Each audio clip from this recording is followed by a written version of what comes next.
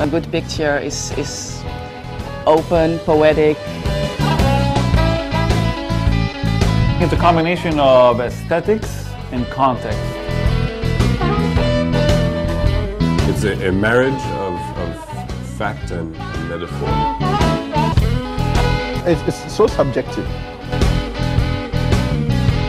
Every picture has a story in it, and to the extent that you can identify with that story, it's a good picture.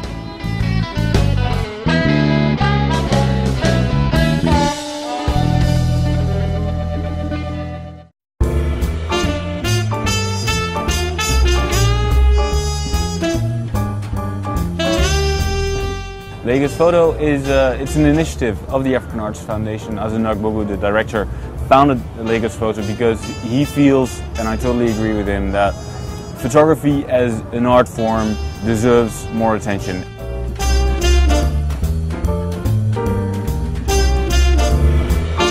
Actually, the only art form that can communicate and tell stories, journalistic, fictional, but really tell stories in a way that no other art form can without the need of translation. This year I think we were showing more than 40 artists. Over 200 works are on show. If people come here, they will really experience something they haven't seen before.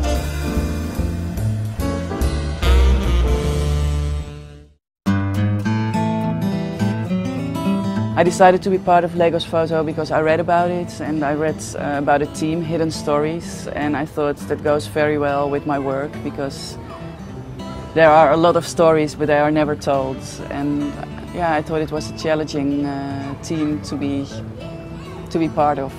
The project that I'm showing here at LagosPhoto, it's called Immigration Clandestine. It's about illegal immigration. And I was already traveling to Senegal, and then I heard those stories about young Senegalese men taking fishing boats to go to the Canary Islands. I was really interested in the background, why people are risking their lives to go to Europe, and that's really where I started my project. Every house has a story of a man or a nephew or a cousin who went to Europe. So I wanted to really show that they are no longer there. I wanted to photograph the absence, the emptiness of the rooms. So this room is the room of Al Hassan, and this was really in a very poor part of the fishing villages. Like you can see, it's like made out of cupboards, and like really one of the poorest rooms that I've seen. And this is the room of Al Hassan, and I spoke to his brother. And he wanted to leave Senegal because he was feeling responsible and wanted to make money in Europe. So now he's in Spain. So he arrived safely, fortunately. What I try to do is I like daily life, the normal stuff, or the story behind the story. I like small stories in a way that have a bigger context. You see something funny or remarkable, it doesn't have to be heavy. It's really hard to sell just nice little things about Africa. It's always good to look at the positive aspects of yourself. I think it is very important to also show the positive side of Africa. There is a perception that gets created where you think Africa is one look, Africa is one people, Africa is one skin type, but that actually is not Africa. Africa is extremely diverse in terms of the Western media and their portrayal of Africa. I think yes, there's always been the colonialist agenda or the post-colonialist agenda where Africa, they would rather prefer to show Africa as poor, as unproductive, as backward and all that. It's only one side of the story.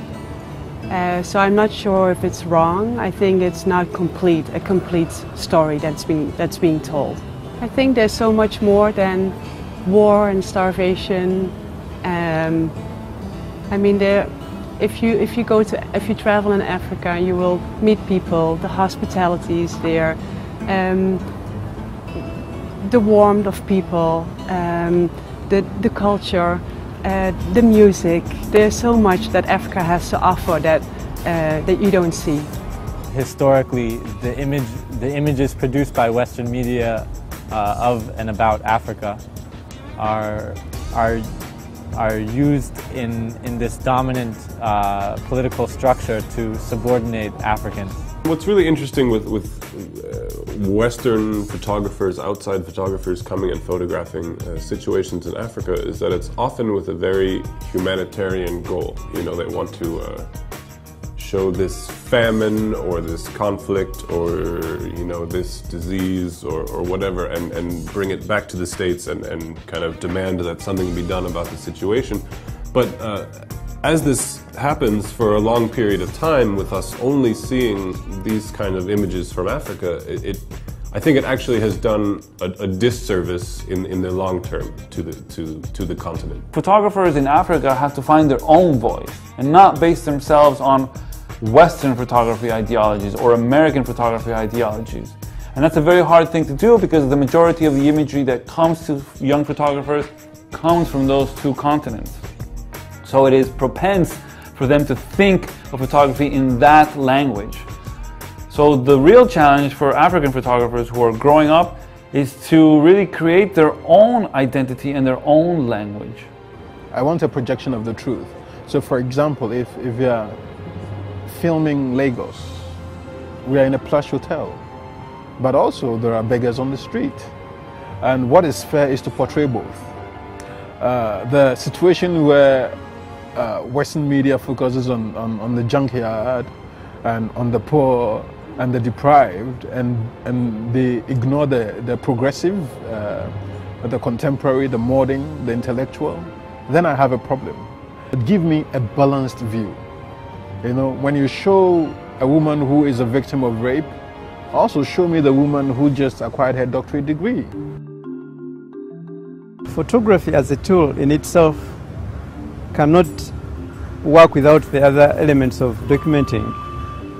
It is the most effective tool, but it cannot work alone.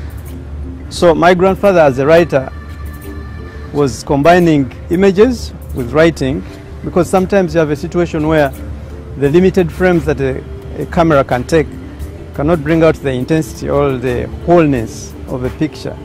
So my grandfather was the type that when he was frustrated, instead of going out to fight people, he would get his pen and start writing what happened. Then he would go to, like, say, dustbins and find magazines or newspapers that were thrown. He would cut out pieces of those papers. His archive became a collection of different writings, events that happened, and then that accumulation of those things is what you have in the book, the Kadwaso Archive. Really, I just think there's so much potential here in the speaking of photography. You know, there are so many enthusiastic photographers that are, you know, they want to push the role of photography on the continent further, and I think it's really interesting. The potential Africa has is unimaginable. You know, we have some of the most intelligent people on the earth. We have everything we need. Actually, I think it's maybe the only self-sufficient continent in the whole world. The responsibility for those stereotypes to be broken is not so much on the outsiders, but rather on we, the Africans. We have to be able to own our identity and be fair to present it in such a way that we'll be proud to see what we communicate about ourselves. Powerful photography can really move people, can really tell stories. And we feel it's very important to use that power to tell the stories of the African continent. I think it has to do more with sensitizing the African rather than blaming the outsider. With LagosPhoto, we want to achieve more respect and consideration for photography. That's one thing. The other thing is we want to show the stories to the public here in Nigeria, because you can talk about the Western media, but the Nigerian media don't show many stories either. So I think to have the stories that are shot, that are taken here in Africa, to show them to an African public, I think that's very, very important. And I think we're achieving that.